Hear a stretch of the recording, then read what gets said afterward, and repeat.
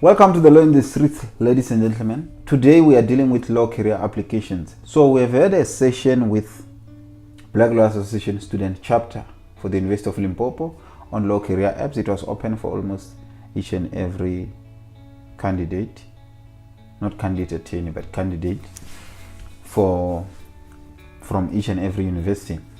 The session was held through Teams. We struggled to record. The account was purchased on that day, so we struggled to record. So I promised people that I will do a video on the same things. So law career application, ladies and gentlemen, what are we talking about? We're talking about applications for scholarships, applications for jobs, etc., etc.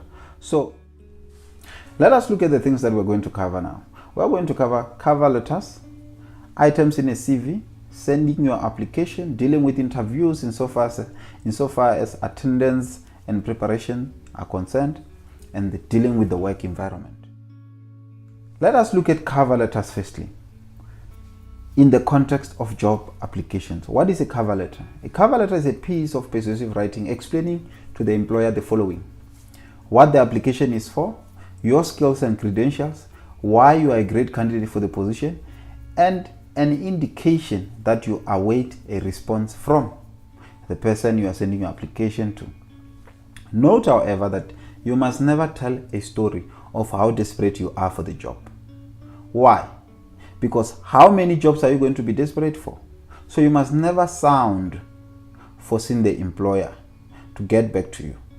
Never sound to be forcing the employer to revert to you. Everybody is desperate for the job. Some people take it somewhere when you sound desperate in a cover letter. So a cover letter is a persuasive writing that must just cover, basically, amongst other things, the four things that I've just mentioned: what the application is for, your skills and credentials, why you are a great candidate for the position, an indication that you await their response. What are the things that you must avoid in a cover letter? Avoid long sentences. Avoid poor formatting of the document. I will show you what I mean. Avoid poor font selection and spacing, and avoid repetition. Can I show you an example of my cover letter? Yes, this is an example of my cover letter. This cover letter that I'm showing you is a cover letter that I wrote to the Constitutional Court. And if you've been following me, you'll realize that I clerked at the Constitutional Court for the period 2020-2021. So I wrote this cover letter in 2019. Yes, 2019. You'll see that this cover letter, because I'm trying to spare a lot of spaces. If I'm sending it by email, there's no need for me to write the address of the employer, because I'm sending it by email. I have the email address. So I said Constitutional Court of South Africa. Some people will say Office of the Chief Justice and then Constitutional Court. Then I say, dear sir or madam, regarding appointment as a Constitutional Court law clerk. Then I refer in that cover letter, the first opening statement is I refer to the advert that they've placed on their website or anywhere else.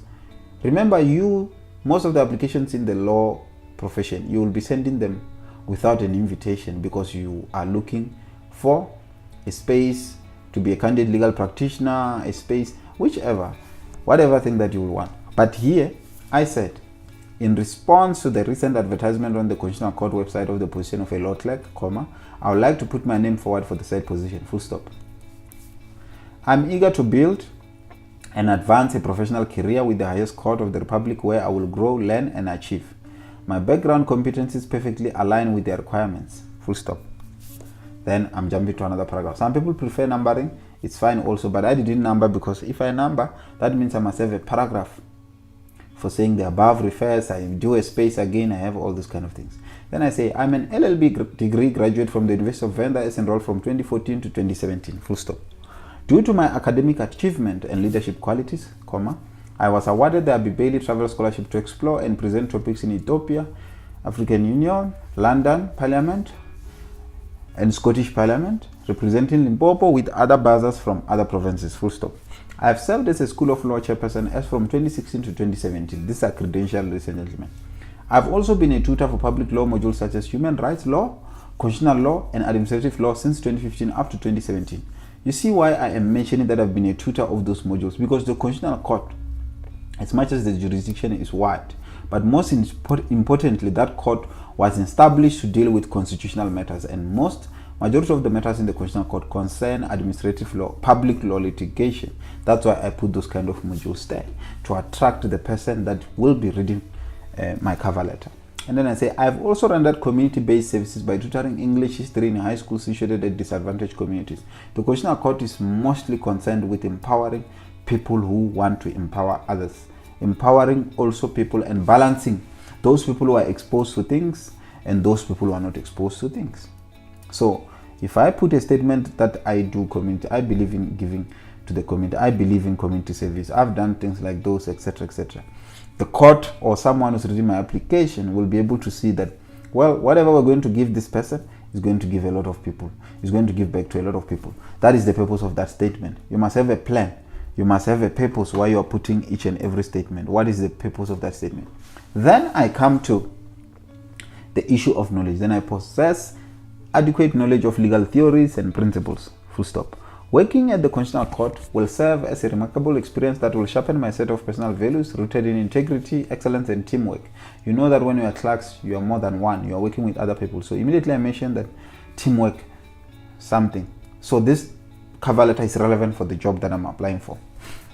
Then I say the Constitutional Court resolves conflicts that involve upholding constitutional values for the common good of all people. To be part of this remarkable experience will give me the opportunity to contribute to our constitutional democracy in my career path for the benefit of the country. Full stop. I'm currently working as a candidate attorney as from September 2018 at Espachmawai Attorneys in Polokwane, wherein I'm charged with representing clients, researching complex legal issues, drafting of pleadings and legal correspondence, and the analyzing of court rules. I know that I said short sentences, but here I had to squeeze it in, because if I now start breaking the sentence, I'll end up having two sentences that mention the same things. That will constitute repetition. So it was necessary to have that long sentence. Then I say, with my previous academic and practical experience in legal operations, coupled with my deep understanding of legal research and drafting of legal opinions, you see, drafting is also relevant, I believe I could swiftly surpass your expectations for this role. With great honor and privilege, I thank you for your consideration. Regards, I say my names. So automatically, whenever they consider my application, they feel that I have appreciated their time and so forth.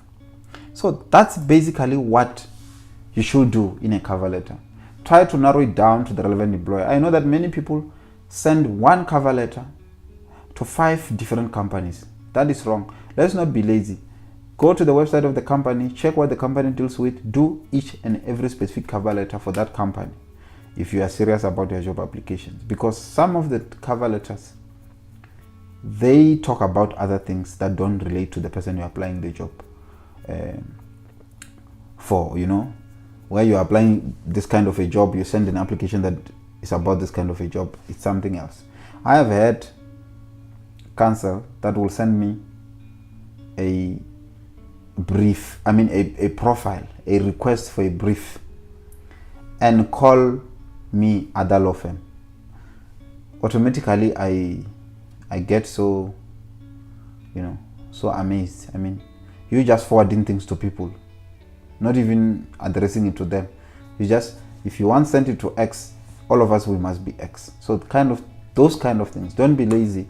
Just try to check and make your cover letter relevant. I am telling you, a cover letter that is relevant and talking to the person. How will you feel if a person is sending you flowers with a card that is talking to someone? You see? It's flowers, but the card is not talking to you.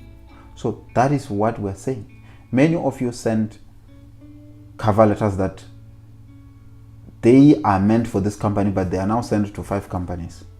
Then your application is seen to be irrelevant. Well, it's not always the case, but you may find that some people take it somewhere. Secondly, let me talk about items in a CV. You know that items in a CV, we have personal details, qualifications, supporting documents that relate to the job that you're applying for. Personal details, ladies and gentlemen, things like you putting an item saying criminal record none. What is the point of putting that? Because If it's not there, it means it's not there. So why do you put and say none? Will you go and put and say qualifications, law, none? No. So why put things like criminal record, none? Driver's license, none. If you have a driver's license, put it. If you don't have it, don't put it on a CV. Because if you say you are putting something under personal details and you go and say no, what is the point? Because if you had a criminal record where you're going to say criminal record, murder, 1921 or whenever you were convicted. So let's try to think outside the box. Let's not make the CVs obvious. Put the things that relate to you. That's all. Qualifications, ladies and gentlemen, if you are applying for a job that requires a law degree, there is no need to put a certificate that relates to you doing other things that are not relevant to law, because that will make your application bigger when you scan and all these kind of things, and then it ends up not going there. Try to put or prioritize things that are relevant. You can edit if it does not make your application longer, convoluted and all this, but prioritize qualifications that are relevant for that position that you're applying for. Let's talk about what constitutes supporting documents. What constitutes supporting documents, ladies and gentlemen? ID should be the first thing. A clear copy of ID, because you might state your ID wrongly in your CV. When they want to do screening, they can't find the ID. It keeps saying not found or whatever. Companies these days are advanced, they do screening. Attach a copy so that they are able to take it from the copy. Things like those. Some people in their CVs, they don't write full names, they write initials and surnames. So they'll get full names from the ID copy. So always make sure it is certified and it's a clear copy. Clear copy. Your degree certificate or your qualifications or your certificate in whatever qualification that you have must also be clear and must also be certified. Although I did not mention it here, but I want to talk about references. References, ladies and gentlemen. Avoid putting friends as references, because you will not always be friends. Avoid putting your boyfriends and girlfriends as references, because you will not always be parties. Just to laugh about it, imagine what will happen if they call the person after you've broken up. What are they going to do? They're simply going to say, well, employ them at your own risk. So put references, especially of those people who know you at a professional level. If you are still in school, you can put a librarian who knows you. They know you. They assist you with research, sometimes searching for material and everything. Those kind of librarians. Put a professor, put a dean, put an HOD, those kind of people. If you don't have those kind of people, you don't have enough, you can have some people, practitioners, that are your mentors, and you are their mentee, or tutees, or whatever. Put those kind of people. Do not put people, don't put your pastor. What will your pastor say about you being a good candidate attorney or being a good attorney? Unless they want a comment about character or your religious beliefs and so forth, then they can be the right person to say, well, I know him, I know her, but let us try to make things not for formality, but to send a message when people read our documents. There is a trend which some people apply wrongly, of using pictures on CVs.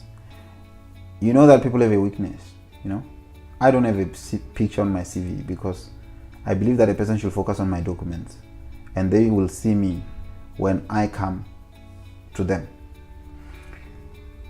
If you are going to put a picture, put a professional, clean, clear picture. If you do not have such a picture, do not put a picture. It does not, unless it is requested, make things worse or better. It could, in some instances, that some people, people have a weakness. You put a picture, let's say for example, you have something that looks like a tattoo. A person automatically assumes that, oh, this person has a tattoo on the face, but it's just a scar. The picture is just not clear. They make a judgment. You put a picture whereby you had put a certain dye on your hair. They think, oh, this dye, I don't like it.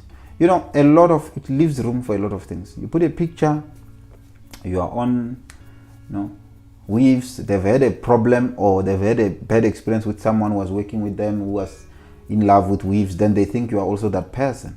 You find that it was once off, because people have different opinions about a lot of things. Even what I'm sharing is an opinion, but I am saying be wary of those things, because people have a weakness. You put a picture, you are wearing makeup that someone doesn't like. You put a picture, your hair is somewhere, you have a haircut that someone doesn't like. The haircut that I'm having now, you find that someone doesn't like it, and so forth. A lot of problems are open. You are exposed to a lot of problems when you do those kind of things. Unless it is requested, I will advise that do not put a picture. I know that makes the CV nice. If it is a nice picture, it's clear, it's professional picture, it's clear, it's in color, it's good, well, you can put it there. But in some instances, it can advantage you. In some instances, it can disadvantage you. So if you don't have a clear picture, do not put a picture there. If you have a clear picture, you can put it. But always know, unless it is requested, it's not a must. Because some people have a weakness, they may judge you based on your picture. Just like some people are judged on their academic record, etc., etc. I know that appearance also assists in application, but it's not always. Now, let's talk about sending your application. Send your application by the method that has been specified. If they say email your applications, do not walk into someone's office and say you are there to drop the application. That will show that you are ignorant, you have not read the advert, if there is an advert.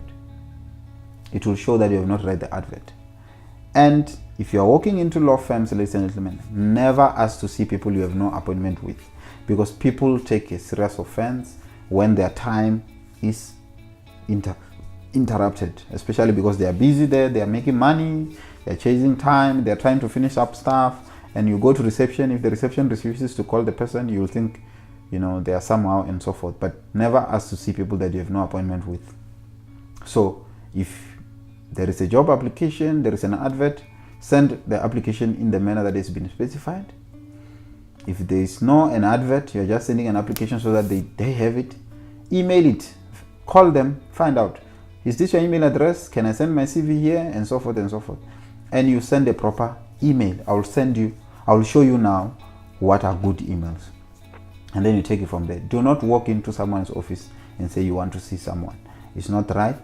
It's discouraged, especially since you cannot be expected to know it, since you are at university or you are new, you are incoming, then you don't know what may be understood to be certain things. Because as we get into the field of working, we have certain experiences whereby we start knowing what's good, what's bad. You'll find at that stage, you don't know what's good, what's bad. So be aware of those things. So here are examples of good and bad emails, in my view, or emails that I've seen that this is a bad email. Let me show you what is a bad email. Poor email. Here's an example of a poor email. You will see that this email has a subject matter written Kamuelo CV. Then it is sending the CV, and then it's blank. There's no message, covering message. That is a bad email. Some computers, because some people use Outlook to access emails, just like in this example, Outlook automatically takes this kind of emails sometimes, depending on how your computer is set, to spam, because it's just an attachment, nothing is returned sometimes. Some companies automatically delete this kind of emails that have attachment and they're not saying anything, because there is so much hacking now. If people open attachments that they don't know, they could be hacked, there could be a lot of things going on. So you should know, and you should know better, that this kind of emails are really bad emails, and companies will less likely consider and open your application if you have an email like this.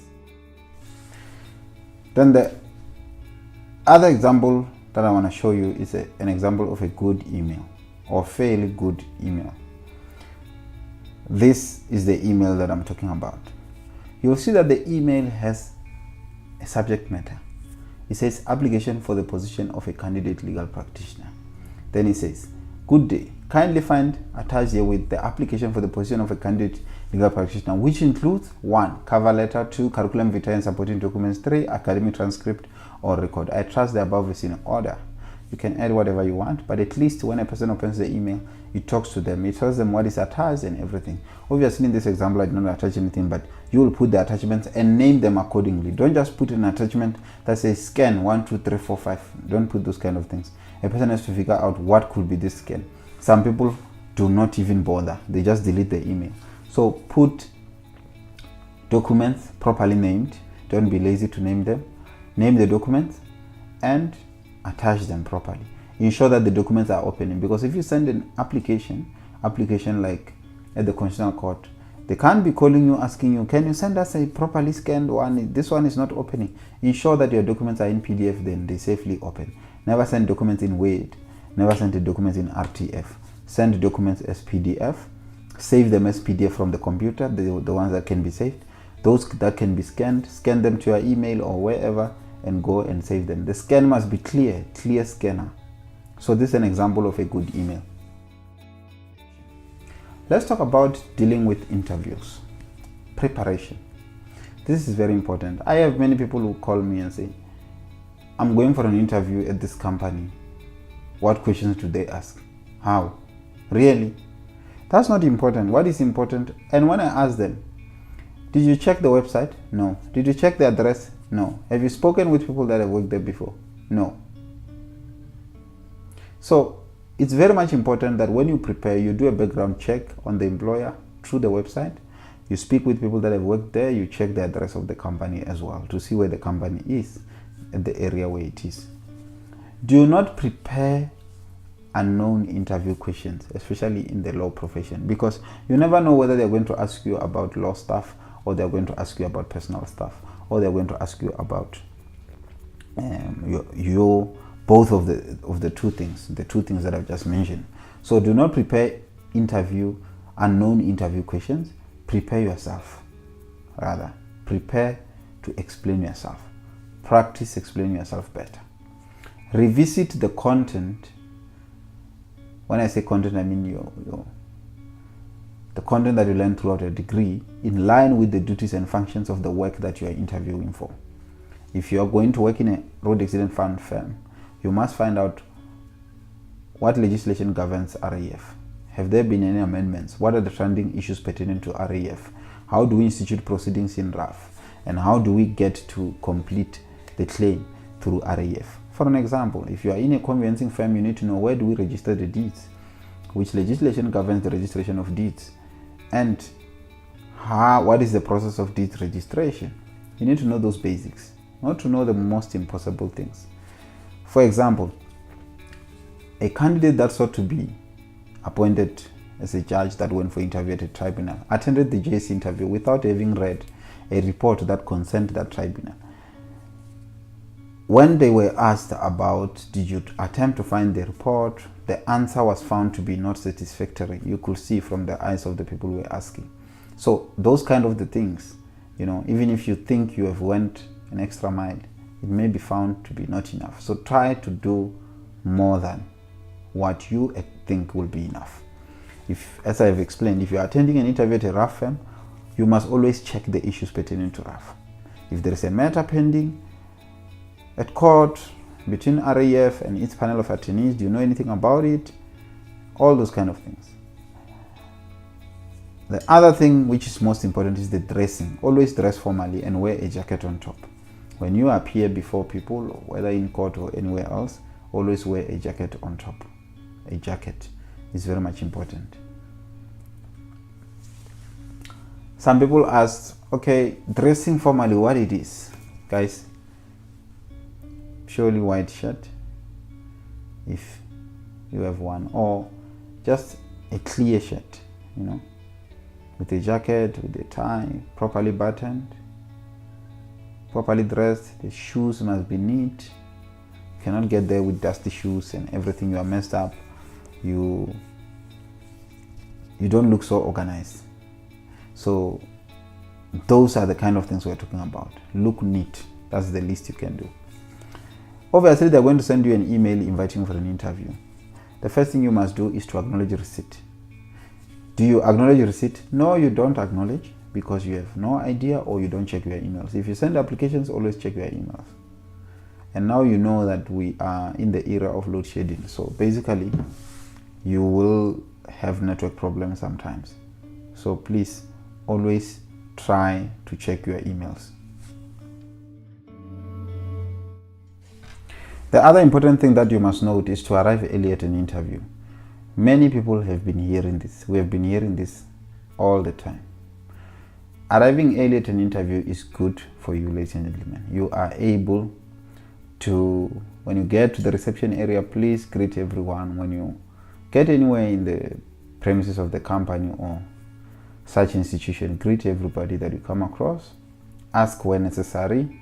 Don't just walk in, not talking to anyone, sit there, look rude and all this. Arrive earlier, greet everyone, tell them who you are, what you are there for, sit and compose yourself. Very much important. Inside the interview, this is inside the room where you are being interviewed. As you enter the room, greet everyone. Do not speak with less confidence. And you must wait to be told to sit because it's not your show. It's not your show. Smile is the best gesture that I've used at all places where I was interviewed. If you ask people that have interviewed me, they'll tell you the guy is always smiling and the guy talks audibly. We can hear him. You must avoid thinking they are there to catch you out. You said you need the job, remember? So you are there to do what you said you want. Always sit upright. You cannot sit like this in an interview. You cannot sit like I am doing now. You must always sit upright. Sit upright like this if possible. Do not hold anything that will cause distractions. For example, don't be holding a pen and taking it up and down, rolling it up. Don't be holding your phone. You must be empty-handed. Look at the person who's asking the question at all times. If they are asking you a question, look at them. It's a sign of respect, showing that you are paying attention and you are taking them serious. Never answer a question that you do not know. Always ask them to clarify or repeat the question. If you still don't have an answer, share your opinion. Avoid rolling your eyes and looking up when trying to construct a sentence. Certain things that we have developed as habits when we're trying to construct a sentence, they are found to be annoying or they are found to be destructive by other people who are interviewing me. They could be found to be that. But I know that in most instances when people are constructing a sentence, they do a lot of things that some people will find annoying. So try to take note of those things. Keep your answers short and straight to the point where time is the issue. But if time is not the issue, ensure that you make it more of a conversation-driven interview. They will ask you, do you have questions for us? Always ask relevant questions. Questions such as that concern the interview. When should I expect to hear from you? How do you normally communicate the outcome? This will help you to know by around this time I must check my emails, around this time I must check my phone for landline calls. Then thank them for the opportunity and get excused or request to be excused. Never ask personal questions. Never ask, how did you make it to be here? When did you move here? Oh, I've heard that one of your friends is struggling with this. What is your view on that? Never ask people political views, things that are not relevant to why you are there. Never ask such things. You'll ask such things whenever the time is right. Let's talk about the work environment. There is a quote by this guy here, Webb. He says, if you are willing to dream and then work hard and execute well, you can achieve more than you ever imagined. Most people are looking for the job because they are unemployed. Very few people are looking for the job because they want to work. What are the things that you have to do when you are in a work environment? You have to be early. And if you cannot, you must never be late. Always execute each and every task that you are given on time. Always execute each and every task that you are given on time. Speak to your colleagues in a friendly manner. Speak to your colleagues in a friendly manner. Speak to juniors before you get to seniors.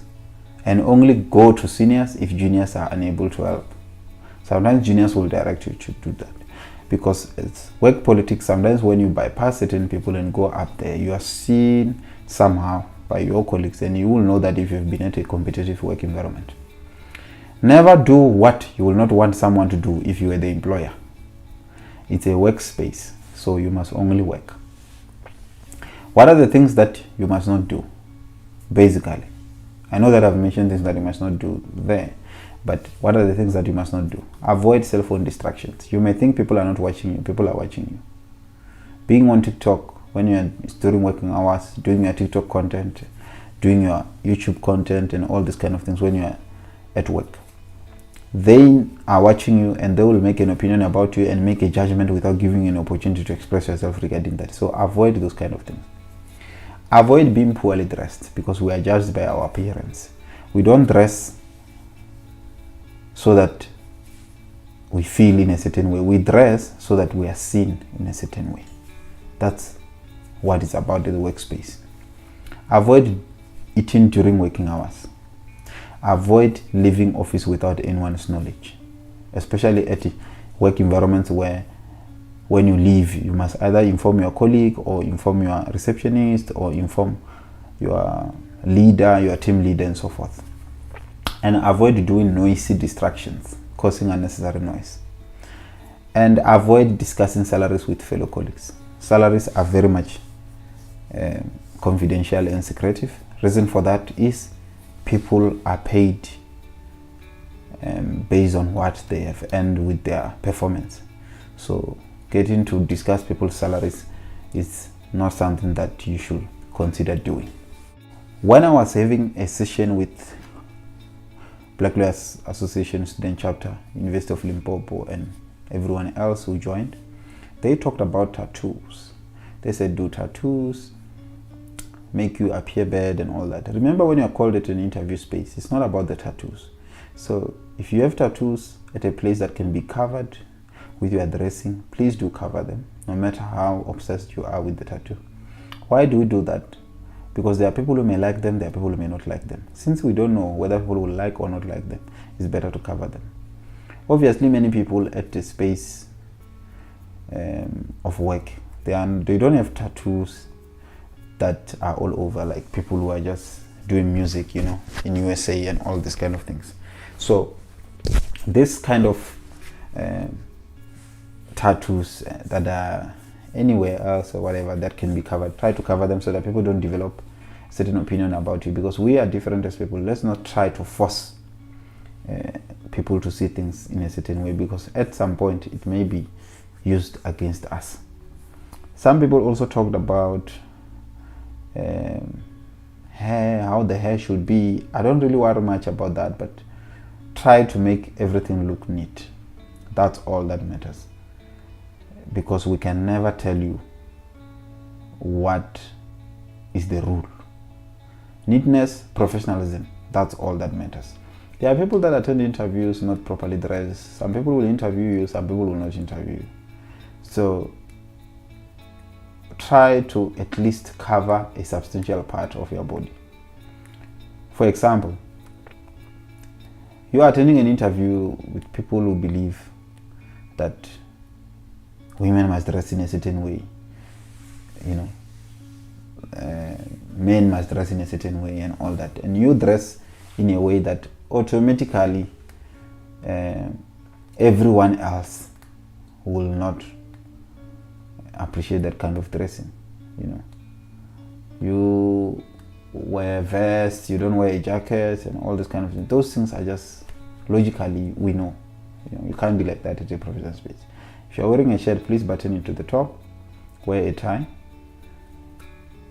If you're wearing a jacket, button it in front if it's possible. It must be neat. Everything. Your shoes must be clean. That's all. If you don't get a job, ladies and gentlemen, it must not be because of how you conducted yourself. It must be because there were other candidates who were more competitive and who became more impressive than you. Then when it's your turn, when it's your chance, when it's the job that is meant for you, you'll be able to get it. Ladies and gentlemen, thank you so much for being with me watching this video. Please share, subscribe, and like the video, and keep watching it as many times as you can. I believe that with your ideas, you can be able to do a better application. The list is not exhaustive. What I've shared here is just an opinion on some of the things. There could be many more things about these applications.